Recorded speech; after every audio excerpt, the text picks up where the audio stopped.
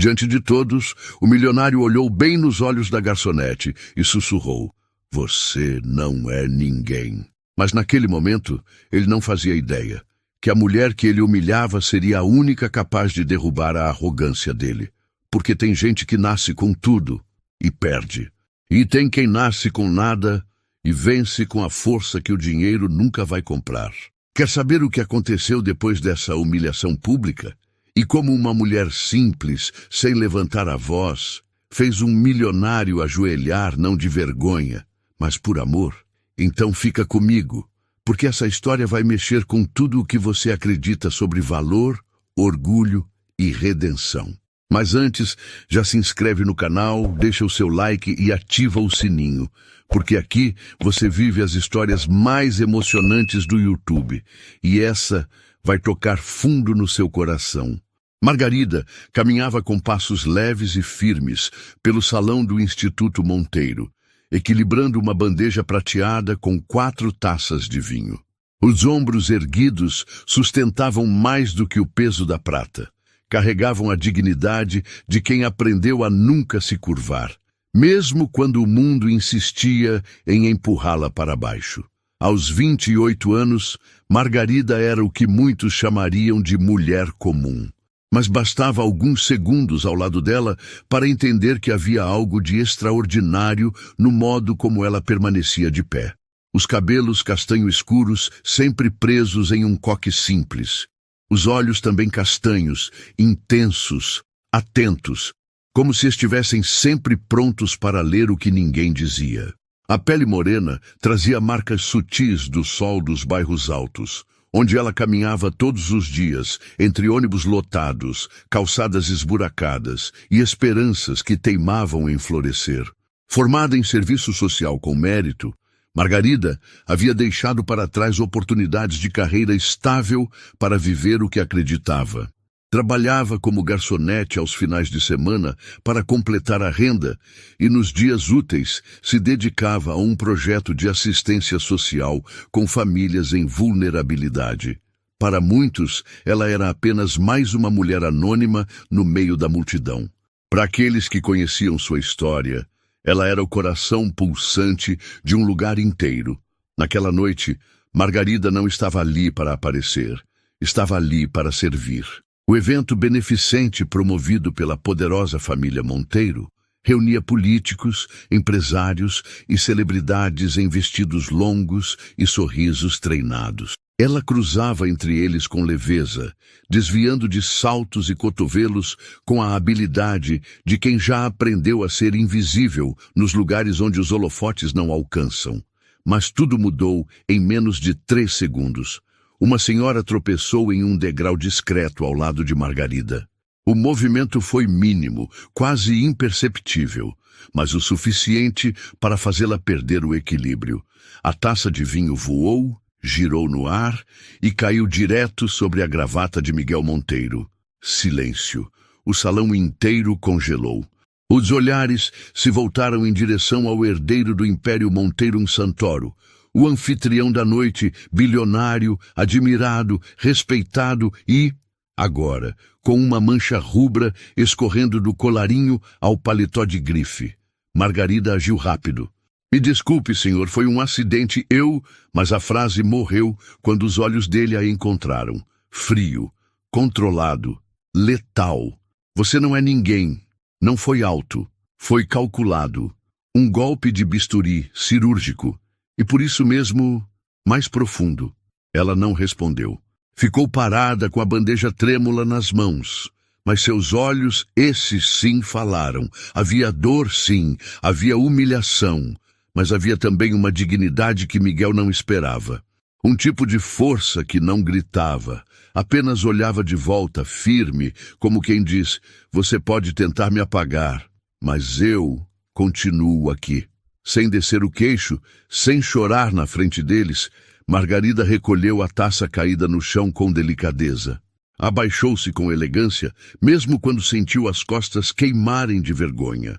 Depois, caminhou até a cozinha improvisada nos fundos e desapareceu do salão. No vestiário apertado, Margarida lavou o rosto com água fria. O coração batia rápido, não pela gravata suja. Era o tom, a frase, o olhar. Você não é ninguém. Ela já ouvira coisas piores. Cresceu em uma vila onde a vida custava caro e o respeito mais ainda. Mas era diferente quando vinha de alguém como Miguel Monteiro. Não porque ele era importante, mas porque ele dizia aquilo como se fosse verdade universal. Como se tivesse o direito de definir o valor das pessoas com meia dúzia de palavras. Ela apertou os olhos, engolindo seco. Olhou seu reflexo no espelho rachado. O coque já estava meio torto, um fio de cabelo solto na testa. Mas os olhos continuavam ali, vivos. Se eu não sou ninguém, por que ele não conseguiu desviar o olhar? Do outro lado da cidade, Miguel se deitava na cama de linho egípcio, em seu quarto com vista panorâmica. Mas não dormia.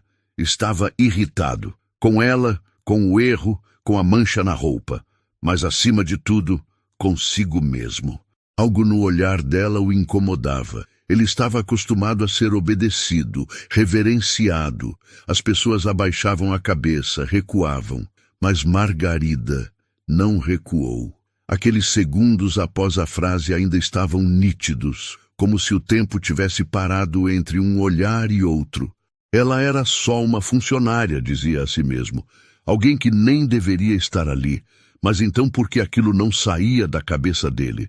3 dias se passaram. Ele tentou se distrair com reuniões, novos investimentos, almoços de negócios. Mas a imagem da mulher com os olhos feridos e ao mesmo tempo tão inteiros o acompanhava. Rafael, qual era o nome da empresa de buffet daquele evento? Perguntou a seu assessor entre um café e uma ligação com investidores. Gourmet em excelência, senhor. Veja se tem o nome da funcionária que derramou vinho em mim. Claro, senhor. Horas depois, Rafael retornou com uma resposta curta. O nome dela é Margarida Ribeiro. Trabalha como freelancer. Mas ela não retornou mais desde o dia do evento. Miguel guardou o nome como se tivesse valor. E, estranhamente, teve. O som de Margarida ecoava como se abrisse uma porta que ele nunca havia notado. Na zona norte da cidade, Margarida caminhava até a Casa Raiz, a ONG onde atuava desde os 22 anos. Um projeto de vida, não de currículo. Já ajudara dezenas de famílias. Já mediara situações com conselhos tutelares, escolas, postos de saúde. Sabia ouvir, sabia orientar, mas nunca permitira que o olhar dos ricos a fizesse esquecer quem ela era. Chegou ao portão da ONG e sorriu ao ver uma das crianças mais novas correndo em sua direção com um desenho colorido na mão. Tia Mag, eu fiz você, disse mostrando o rabisco. Ela se ajoelhou, rindo. Nossa, fiquei linda, hein?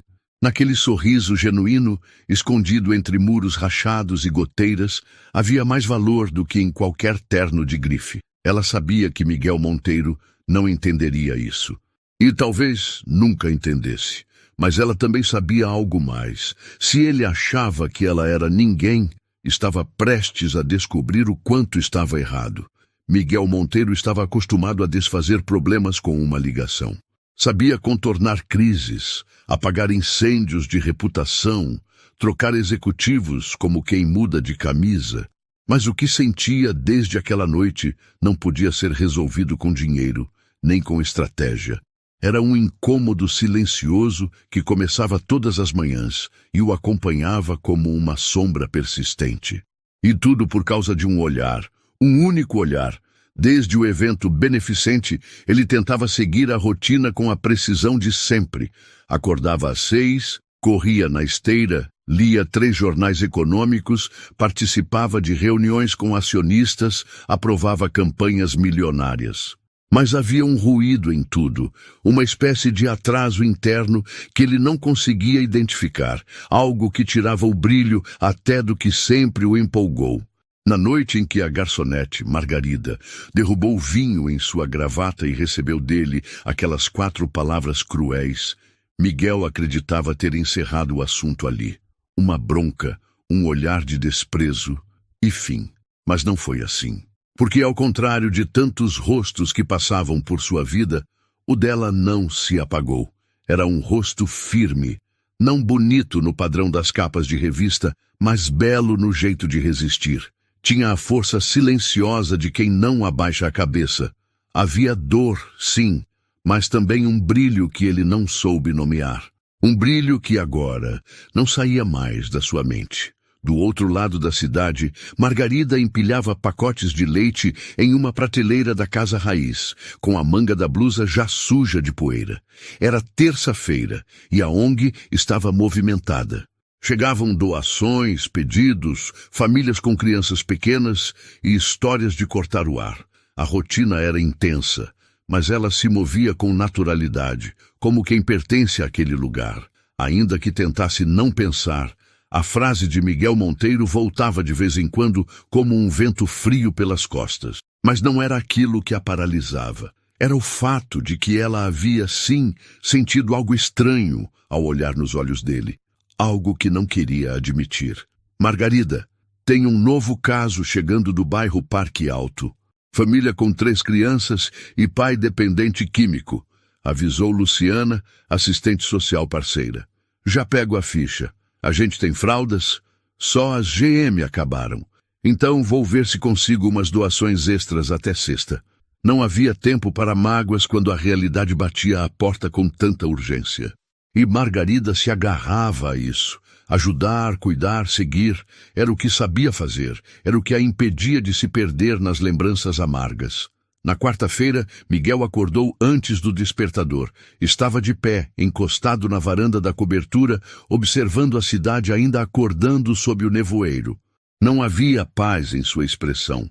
O rosto duro de executivo parecia cansado, como se as camadas de sucesso já não fossem suficientes para protegê-lo da inquietação. Rafael, chamou ao ligar para o assessor pessoal. Lembra daquela ONG chamada Casa Raiz? Sim, senhor.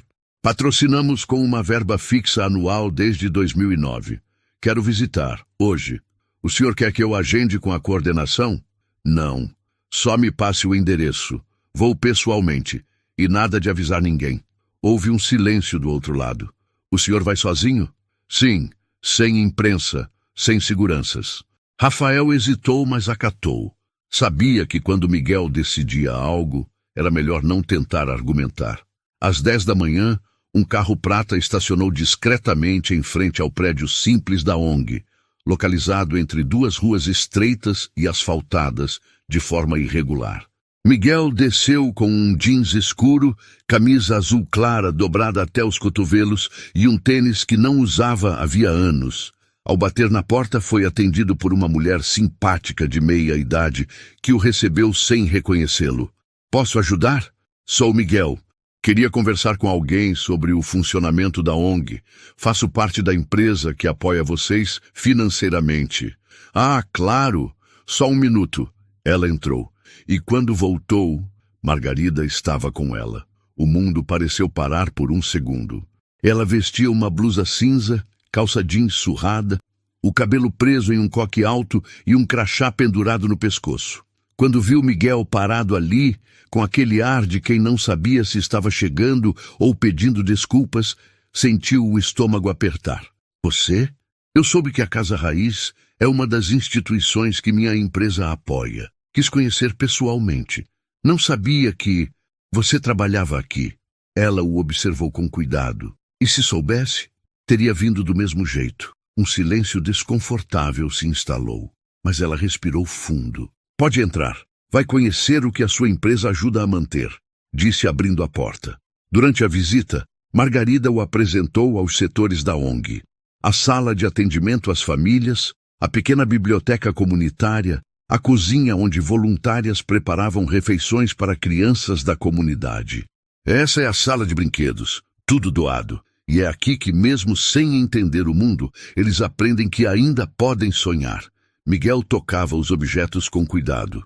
Observava as paredes com desenhos coloridos, colados com fita, nomes infantis, rabiscados em papel sulfite, brinquedos com marcas de uso, mas ainda cheios de cor. Isso tudo é mais do que eu imaginei, ele disse, quase num sussurro. Porque você nunca veio. Ela respondeu sem ironia, mas com uma firmeza que o fez encará-la por mais de 3 segundos. Miguel seguiu em silêncio. Até que, em uma sala onde 2 senhoras costuravam roupas usadas, ele parou diante de uma fotografia em preto e branco presa ao mural. Uma imagem de Margarida, ainda adolescente, abraçada a um grupo de crianças. Isso é você? Era. Aos 17. Comecei aqui como voluntária. Nunca mais saí.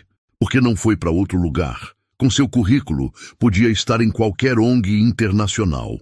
Ou até num gabinete público.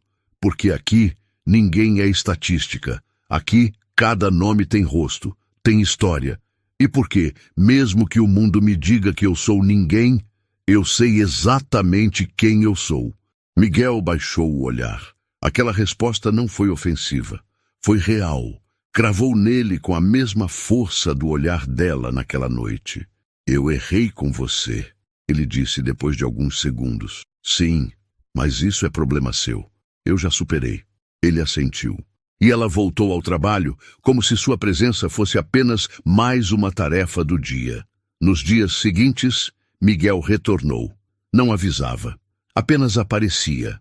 Às vezes, levava sacos de alimentos comprados no mercado, outras vezes se oferecia para ajudar com planilhas, digitalizar arquivos, carregar caixas. Margarida, a princípio, achava que era culpa, mas com o tempo percebeu que não era só isso. Miguel queria entender, queria ver, estava tentando escutar o mundo que ele sempre ignorou, e por algum motivo que ela ainda não compreendia, fazia isso olhando diretamente para ela. Um dia, ao final do expediente, ela o encontrou sentado no degrau da entrada da ONG, olhando o céu rosado de fim de tarde. Sabe o que mais me incomoda?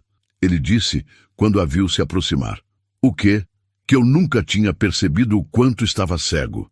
Até você me olhar como se me enxergasse de verdade. Margarida sentou-se ao lado dele. O problema não é a cegueira. É se recusar a abrir os olhos. Miguel virou o rosto devagar, encarando-a. E se eu quiser abrir?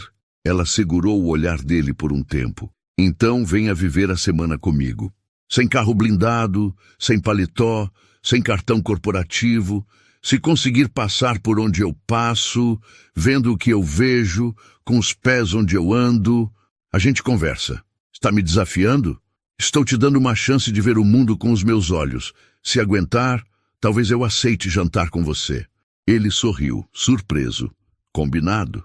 Ela levantou e seguiu, deixando para trás mais do que um convite.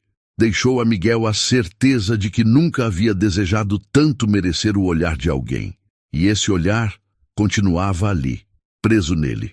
Não por orgulho, mas porque era o único que ele nunca conseguiu esquecer. Quando Miguel Monteiro aceitou o desafio de passar uma semana ao lado de Margarida, vivendo como ela vivia, ele pensava em termos de esforço físico. Acordar cedo, pegar ônibus lotado, carregar peso, andar sob sol forte. Ele imaginava que o desconforto estaria no corpo, mas o que não esperava era que o maior cansaço viria da alma. Na manhã de segunda-feira, Miguel apareceu na porta da casa de Margarida pontualmente às 6. O sol mal havia nascido e o bairro ainda dormia. Ele vestia jeans escuro, tênis simples e uma camiseta azul marinho que destoava completamente de tudo o que costumava usar. Carregava uma mochila leve nas costas e o semblante de quem estava entrando num território desconhecido. Margarida apareceu logo depois, com um copo de café na mão e os cabelos presos em um coque alto, como sempre. Não trouxe motorista? Ela perguntou, avaliando a calçada vazia. Vim de metrô até aqui. Caminhei os últimos quarteirões. Começou bem. Ela lhe entregou um pão francês embrulhado em guardanapo e começou a caminhar. Ele a seguiu. Isso é café da manhã? É o que tem. O primeiro teste do dia foi o ônibus. Lotado, barulhento, com calor abafado e pessoas cansadas. Miguel ficou em pé durante os 40 minutos de trajeto, equilibrando-se como podia, A cada solavanco, ele se lembrava de como era cômodo viver em carros blindados, com ar-condicionado e vidros escurecidos. Margarida, sentada, observava discretamente. Queria ver até onde ele aguentava. Mas o que via era um homem tentando, sem reclamar, sem olhar para o celular, apenas tentando fazer parte daquele universo com o mínimo de vaidade possível. Chegaram à casa raiz pouco antes das 8.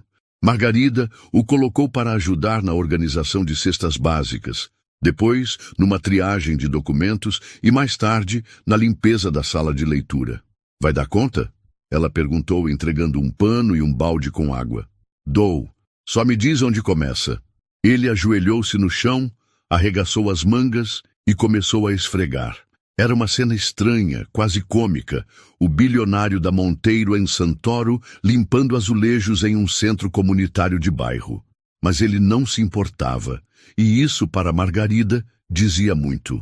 Na hora do almoço, sentaram-se no refeitório com os demais voluntários. O prato era simples: arroz, feijão, frango cozido e salada. Miguel comeu tudo, sem fazer careta, mas o que mais o impactou foi a conversa na mesa ao lado, porque a Luzia só tem um par de chinelo. "A gente vai tentar conseguir um novo no bazar solidário da semana que vem." "Ela tá indo para a escola descalça?" "Tá, mas não reclama. Só disse que não queria faltar de novo." Miguel parou a garfada no ar. Margarida o notou. "Dói, né?" "Dói." "Pois é. Mas é assim todos os dias." À tarde, acompanharam Margarida em 2 visitas domiciliares. A primeira, a uma mãe solo com 4 filhos, morando em 2 cômodos. A segunda, a uma idosa acamada que recebia os cuidados de uma neta adolescente. Miguel ouviu todas as histórias. Pegou nomes, fez perguntas, ajudou a carregar doações e, principalmente, sentiu. Sentiu como o chão que ele pisava parecia mais firme do que o de todas aquelas pessoas juntas, e percebeu que Margarida era ponte entre o desespero e a esperança. E ela caminhava sobre essa ponte com uma naturalidade que ele jamais teria. Na volta, estavam os 2 no ônibus, sentados lado a lado, exaustos. "Você ainda quer aquele jantar?" ela perguntou, sem olhá-lo. "Quero, mas agora por um motivo diferente." "Qual?" "Porque quero continuar te ouvindo." Margarida soltou um leve suspiro, quase imperceptível, e ficou em silêncio pelo resto do caminho. O segundo dia começou ainda mais cedo. Às 5:30 da manhã, ela já estava de pé. Tinha que visitar um abrigo de adolescentes em situação de vulnerabilidade, e levar Miguel junto significava uma responsabilidade a mais. Dessa vez, não havia como disfarçar o cansaço no rosto dele. Olheiras fundas, olhos vermelhos de sono. "Desistir no segundo dia vai ser feio, hein?" ela provocou ao encontrá-lo no portão. "Desistir não está nos meus planos." A gente vai andar bastante hoje. Literalmente subir morro." "Eu trouxe tênis confortável." "E coragem." Ele sorriu. "Coragem eu trouxe quando decidi me aproximar de você." A visita ao abrigo foi longa. Conversaram com adolescentes em conflito com a lei, viram histórias de abandono, violência doméstica, vício. Miguel ficou visivelmente afetado. Sentou-se no pátio com 2 garotos que jogavam dominó e ouviu, sem interromper, os relatos de vidas que começaram na linha de largada quebrada. Margarida o observava de longe, com atenção. Estava surpresa. Achava que ele desistiria, que se esconderia atrás de frases bonitas, mas ele permanecia. No caminho de volta, Miguel perguntou: "Você já pensou em sair disso tudo?" "Já, muitas vezes. Tem dia que eu chego em casa e só quero sumir. Mas aí alguém bate na porta, pede uma cesta, pede um conselho. E eu lembro por que fiquei. Você é muito mais forte do que eu pensei. E você é muito mais humano do que eu imaginei. Mas cuidado, humanidade assusta os seus." Ele não respondeu, apenas assentiu, olhando para fora da janela. No 4º dia, Margarida o levou até um lixão desativado, onde hoje funcionava uma horta comunitária. Lá, Ajudaram a colher alface, cenoura, tomate, distribuíram as hortaliças em sacolas para famílias cadastradas. Miguel, sujo de terra até os cotovelos, parou por um instante e disse: aqui tudo tem valor, porque aqui nada sobra. Tudo serve. Até o que vocês jogam fora vira comida. Ela entregou uma cenoura lavada para uma criança que sorriu até mostrar todos os dentes da frente. Miguel ficou olhando aquela cena como se visse uma obra de arte. Margarida, como se percebesse o que se passava, comentou baixinho: você ainda não entendeu? Não é sobre caridade, é sobre dignidade. E você dá isso para essas pessoas? Não. Eu só lembro a elas que nunca perderam, mesmo que o mundo diga o contrário. Na sexta-feira, último dia do desafio, Margarida levou Miguel a um posto de saúde onde acompanhava uma gestante adolescente. Depois, passaram por uma escola pública onde ela ajudava na mediação de conflitos entre pais e coordenação pedagógica. No final da tarde, estavam na Casa Raiz, organizando brinquedos doados. As mãos de Miguel já estavam cheias de pequenas bolhas. Ele havia perdido parte da paciência, do orgulho, e, sem perceber, havia ganhado algo que nunca teve: respeito genuíno. Pronto, ela disse ao guardar o último carrinho de plástico na prateleira. Terminou a semana. E você vai jantar comigo? Ela parou. Limpou as mãos no pano de prato pendurado no ombro. Depois, olhou diretamente para ele. Vou. Mas não porque você venceu um desafio. Por quê, então?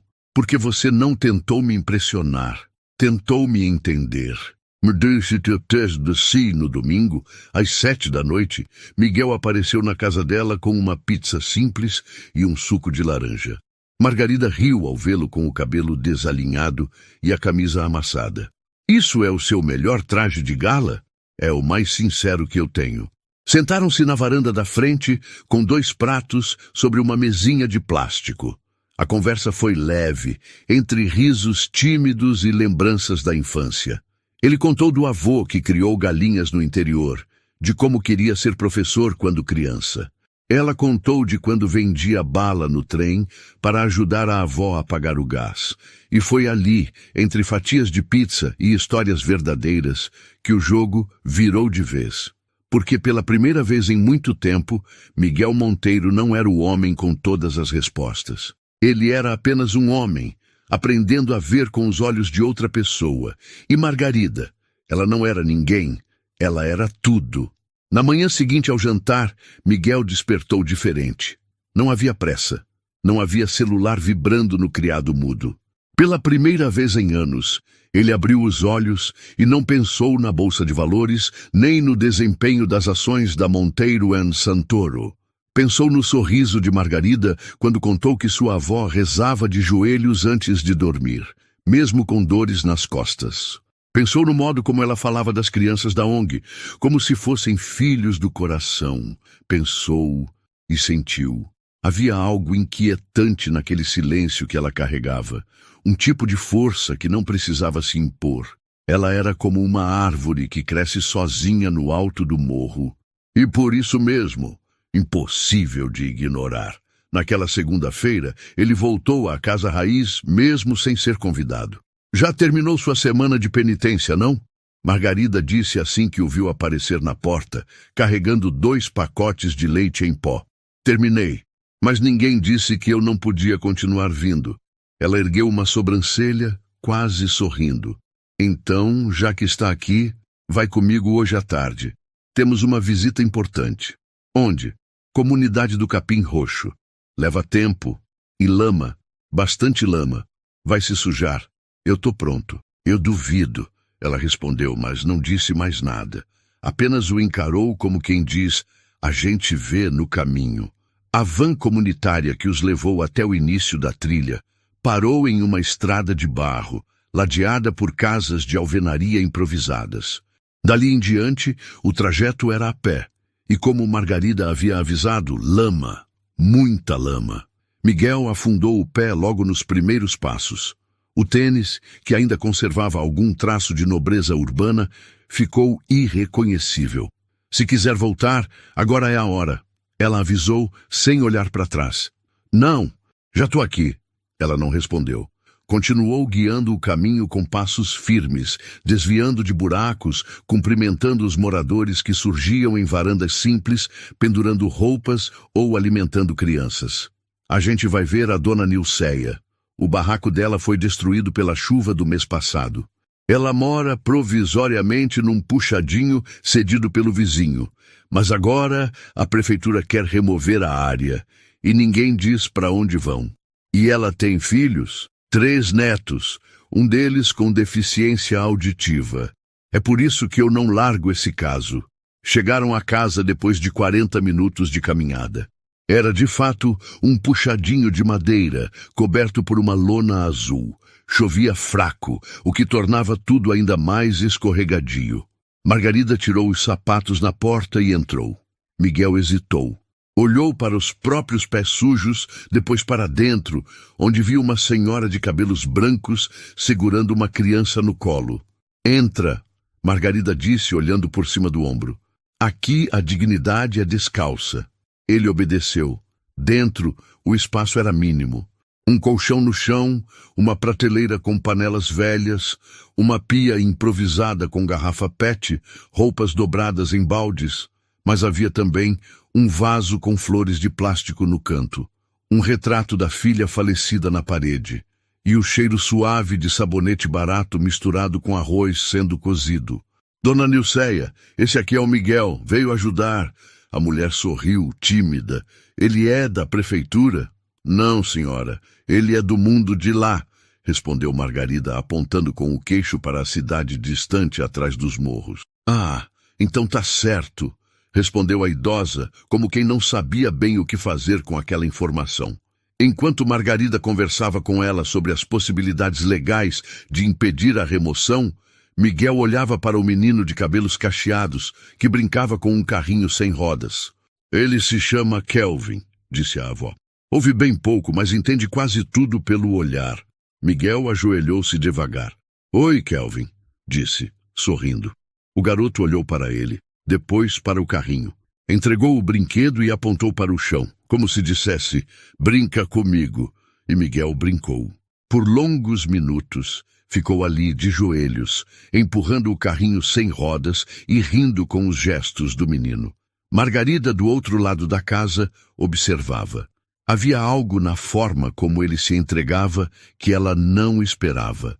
Ele não era só um curioso de terno. Não mais.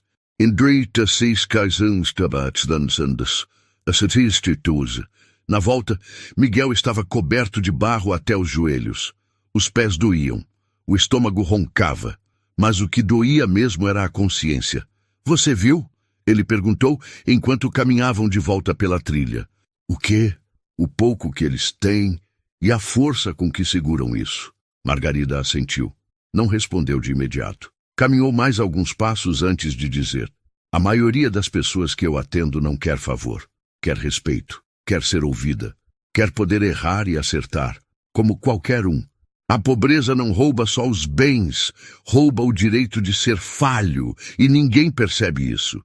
Miguel parou no meio da trilha. Eu percebo agora. Ela virou-se devagar.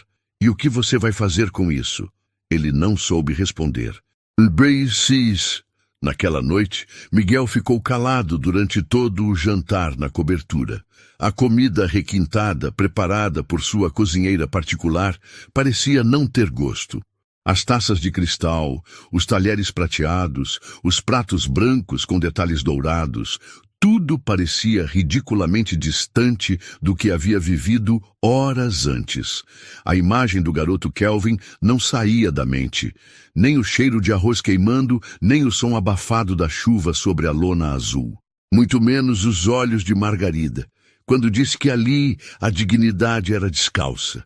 Ele se deitou tarde, não leu relatórios, não assistiu notícias, apenas encarou o teto por horas.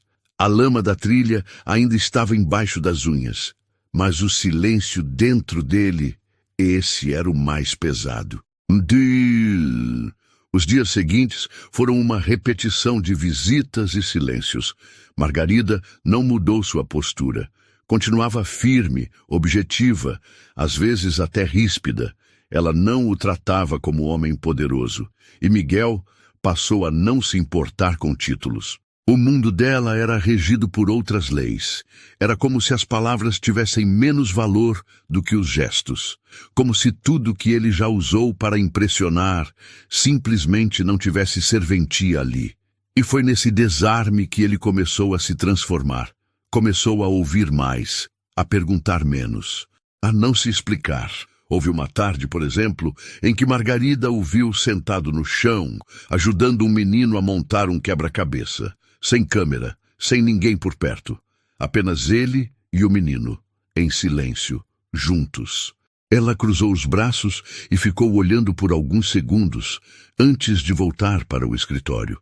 Sozinha, fechou os olhos e respirou fundo.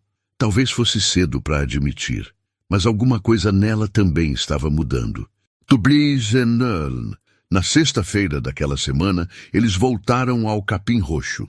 A remoção havia sido anunciada oficialmente. A ONG reuniria famílias para tentar acionar a Defensoria Pública.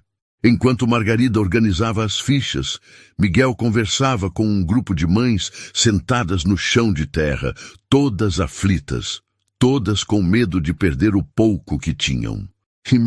E se tirarem a gente daqui, doutor? A gente vai para onde? Eu não sou advogado, ele respondeu com sinceridade, mas eu sou alguém que pode ouvir vocês e prometer que vai lutar do lado certo. Quando Margarida voltou e ouviu a frase, sentiu o coração balançar.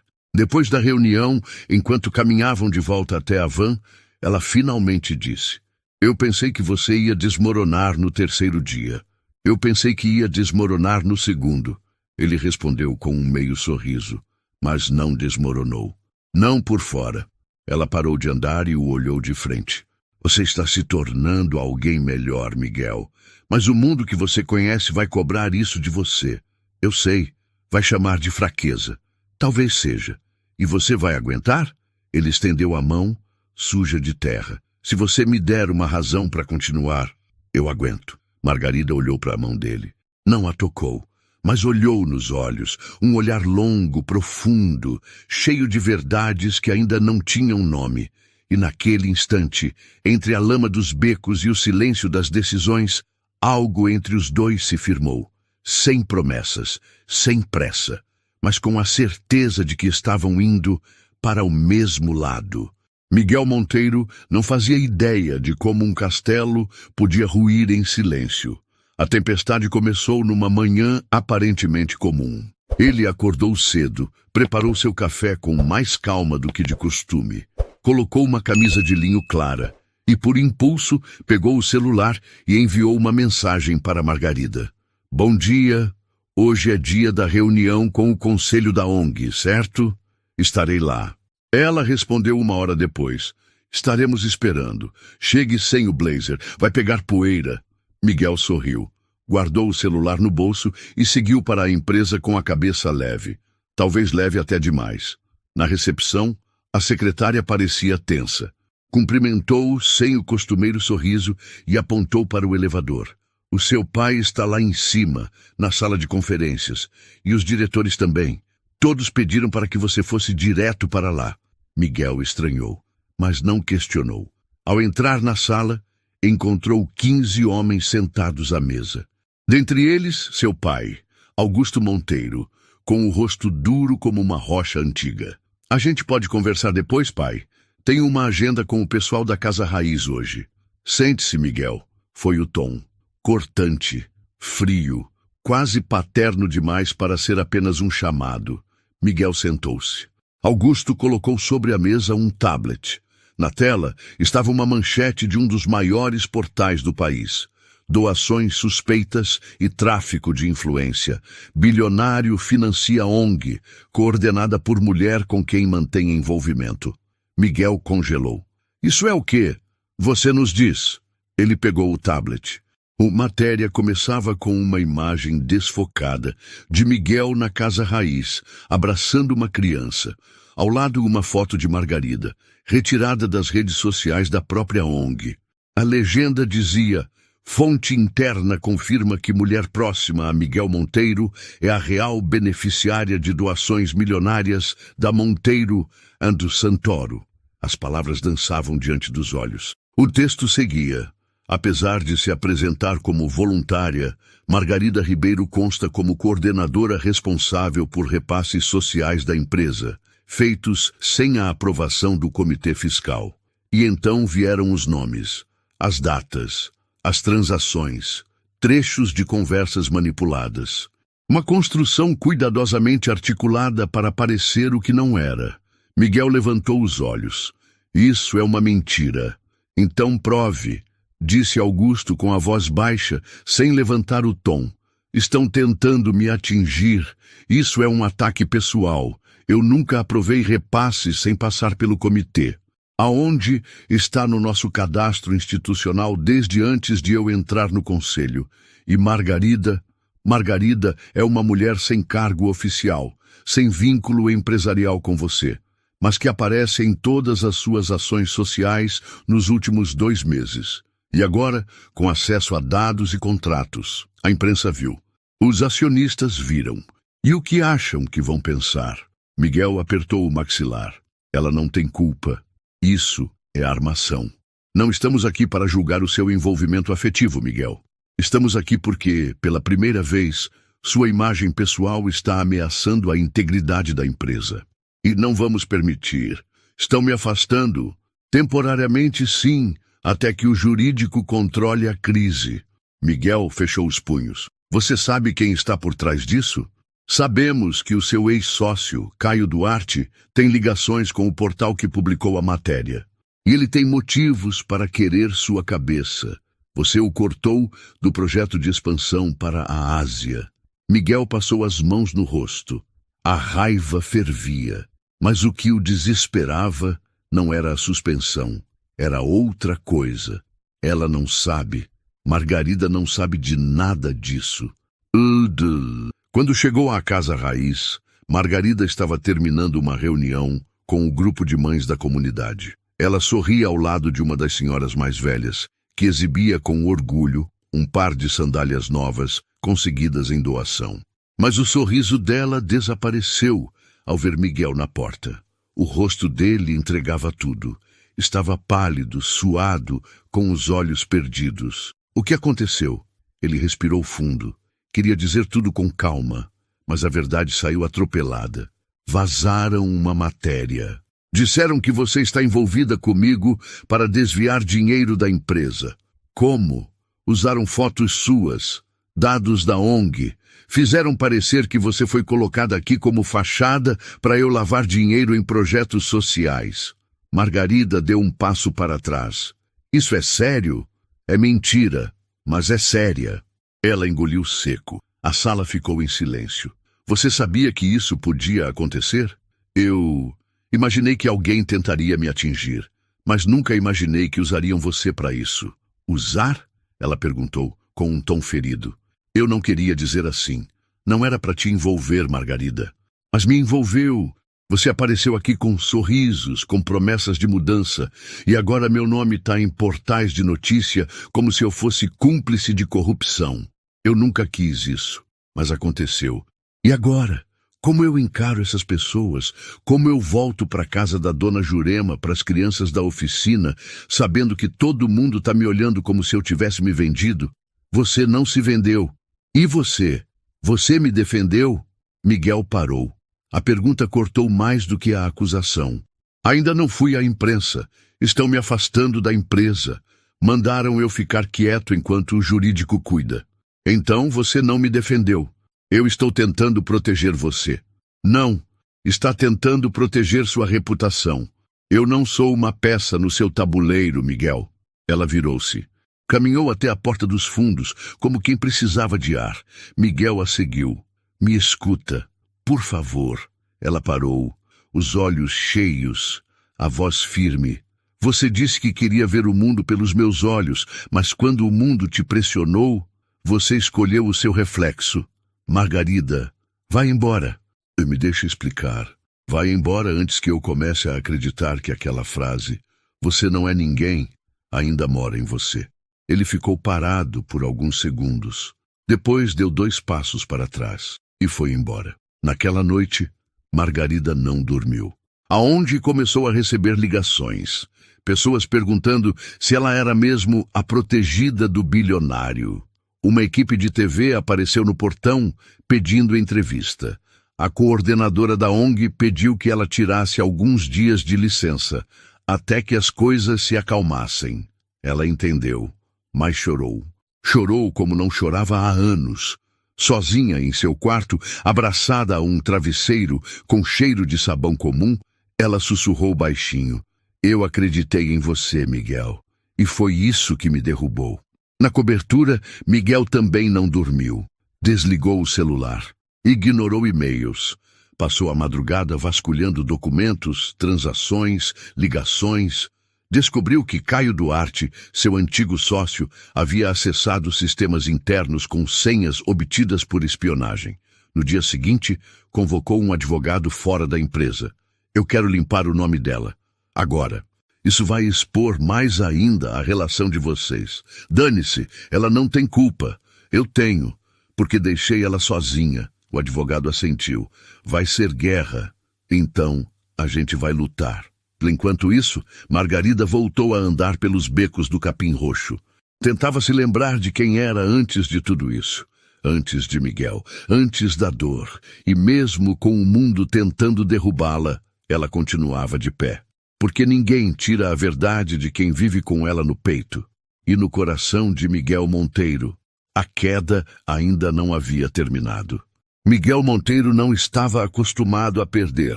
E talvez por isso, quando finalmente se deu conta de que havia perdido Margarida, não para outro homem, nem para um escândalo, mas para a própria covardia, algo dentro dele começou a ruir com mais força do que qualquer manchete de crise empresarial.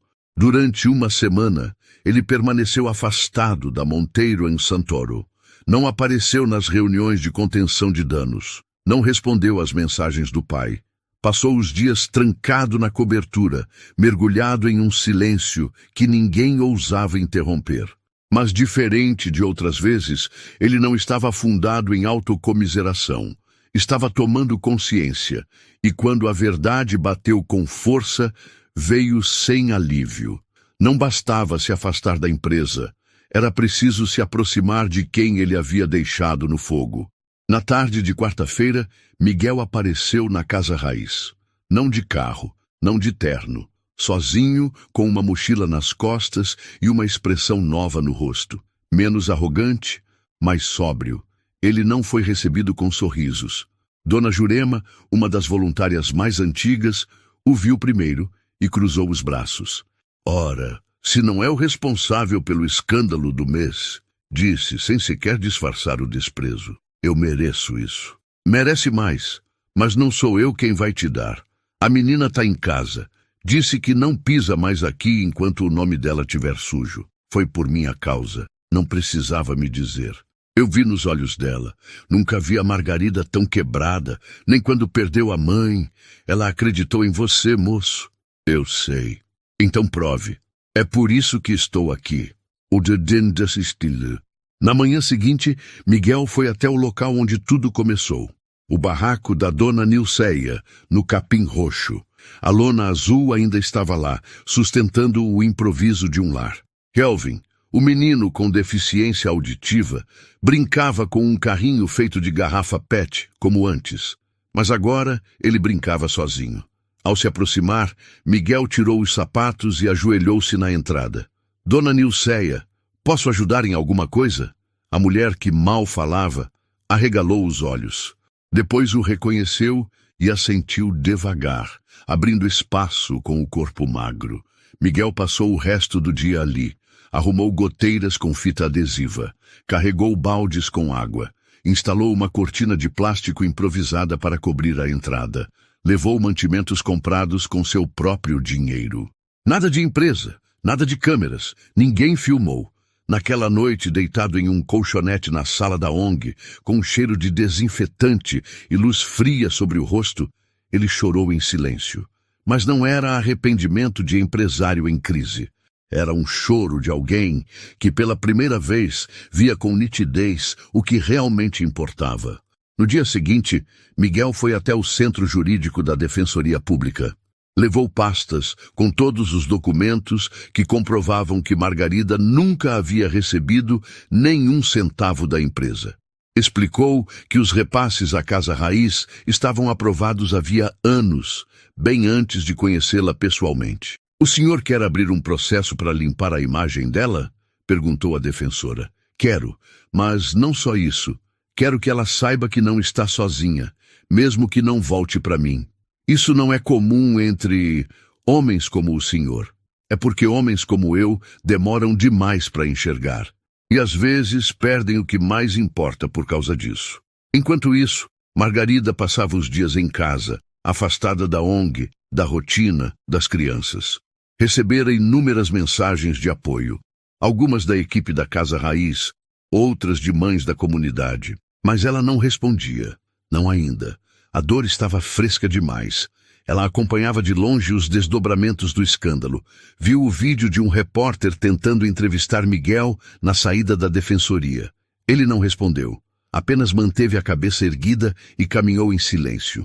Também leu o artigo publicado por um colunista da área social, elogiando a trajetória dela e pedindo publicamente retratação.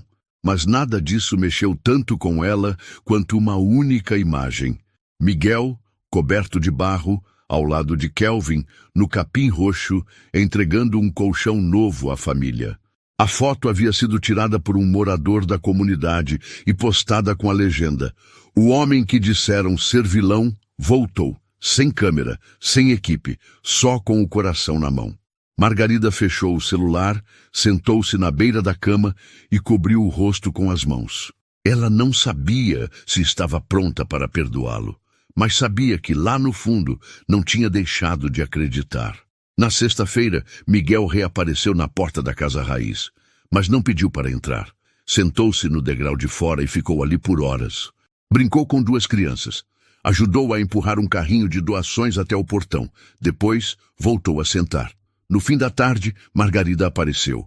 Estava com o cabelo solto, a expressão cansada, mas havia firmeza no olhar. Ele se levantou devagar. "Não vim pedir desculpas de novo. Você já ouviu o suficiente. Então veio fazer o quê? Vim dizer que estou tentando entender o que significa reparar e que, mesmo que você nunca mais fale comigo, eu não vou parar." Ela ficou em silêncio. Depois, caminhou até ele. "As pessoas estão dizendo que você mudou. Não me importo com o que dizem. E comigo? Com você eu me importo mais do que devia, mais do que sei lidar, mais do que mereço." Margarida respirou fundo, cruzou os braços. "Então me responde uma coisa. Se amanhã a Monteiro em Santoro te chamasse de volta com todas as regalias, você abandonaria tudo isso de novo?" "Não. Não posso mais viver de olhos fechados. E não posso mais viver longe do que me despertou." Ela o olhou com força. E pela primeira vez desde o escândalo, sorriu. "Amanhã tem oficina com as crianças às 9. Vai ajudar? Eu sou bom com tinta e péssimo com tesoura. A gente começa pelo que dói menos." No dia seguinte, ele estava lá, com um avental colorido, cercado de cartolinas, colas e crianças risonhas. Margarida o observava enquanto desenhava um sol torto com uma menina de trança ao lado. Kelvin apontava e ria, como se reconhecesse algo familiar naquela bagunça. Dona Jurema passou por ela e disse: "Ele voltou mesmo, hein?" "Voltou. E você?" "Acho que nunca saí." Margarida olhou para Miguel, agora com o rosto sujo de tinta vermelha. Ele levantou os olhos e, ao vê-la, sorriu de um jeito simples, sem pressa, sem pedido, apenas com gratidão. E foi ali, entre pincéis usados e papéis coloridos, que ela teve certeza. Às vezes, quando tudo desaba, o que sobra não é escombro, é o que realmente importa. No auditório da Casa Raiz, as luzes eram simples, os bancos de madeira rangiam e as crianças ocupavam os primeiros lugares com olhos brilhando de curiosidade. Era o aniversário de 15 anos da ONG, e o evento prometia ser pequeno, mas especial. A comunidade havia se mobilizado.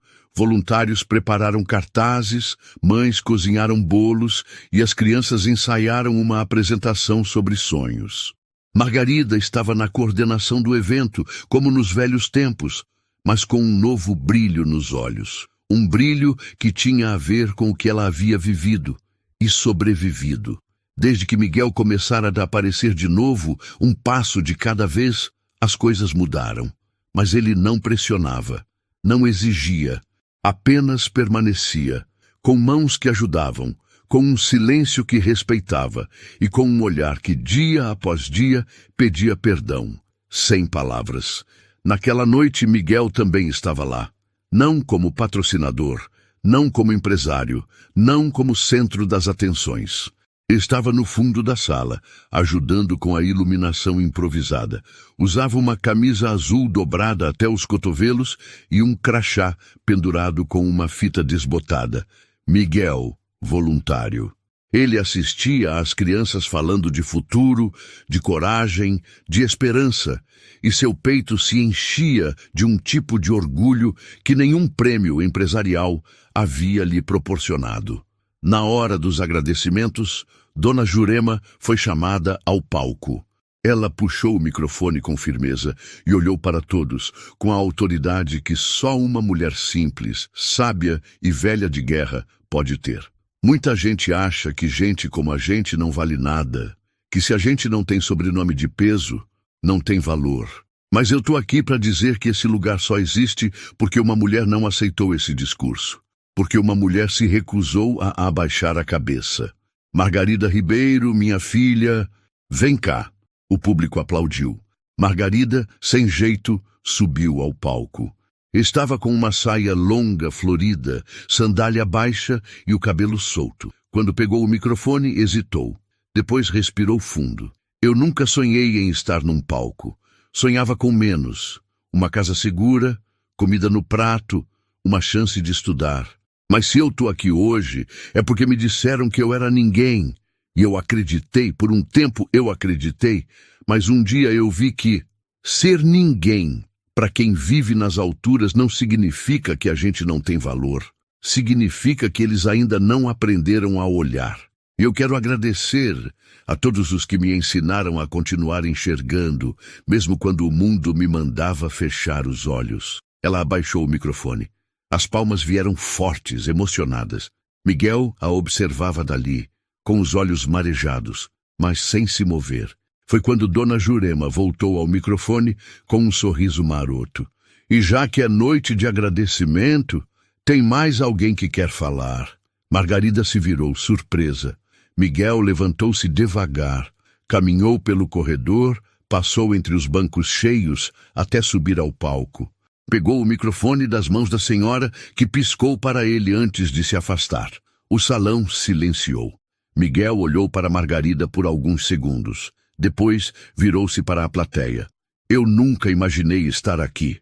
Eu fui criado para pensar que tudo se compra, que tudo se controla, que tudo se vence. Até o dia em que eu conheci alguém que não podia ser comprada, nem controlada, nem vencida. E foi aí que tudo mudou. Ele parou. Os olhos voltaram para ela. Margarida, você me viu quando ninguém mais via. Me enxergou por dentro. E quando eu errei com você, quando eu escolhi me calar para proteger o que eu pensava que era mais importante, você teve coragem de me virar as costas. E eu precisei cair para entender que nada vale mais do que aquilo que é verdadeiro. As crianças assistiam de boca aberta. Alguns adultos tinham os olhos úmidos. Eu não trouxe flores, nem um anel, não trouxe nada, além da vontade sincera de ser digno de caminhar ao seu lado. Porque você me mostrou que força não é quem fala mais alto, é quem permanece quando o chão some. E você ficou de pé, mesmo quando eu te joguei na lama. Margarida o olhava fixamente, nenhuma lágrima, apenas olhos firmes, abertos e um coração batendo rápido. Miguel então se ajoelhou, não com arrogância, não com espetáculo, mas com humildade. Eu não tenho promessas prontas, não tenho um roteiro. Só tenho um pedido. Me deixa tentar. Me deixa construir com você o tipo de história que não termina em manchete, mas em abraço de verdade. Silêncio. Até que Margarida deu um passo à frente. Levanta, Miguel. Isso aqui não é novela. Ele riu. Ela estendeu a mão. Ele pegou. E naquele toque, mais leve do que qualquer palavra, mais firme do que qualquer discurso, havia perdão. E havia amor. Um amor que sobreviveu à dor, à vergonha, à queda. Um amor que nasceu onde ninguém esperava. Os meses seguintes trouxeram mudanças. Miguel não voltou à presidência da Monteiro & Santoro. Vendeu parte de suas ações, fundou um braço social independente da empresa e passou a atuar diretamente em comunidades, sem microfones, sem terno. O nome dele, por algum tempo, ainda foi citado entre especulações, mas logo deu lugar ao silêncio da discrição. E foi nesse silêncio que ele construiu tudo o que valia a pena. Margarida voltou à ONG com força total.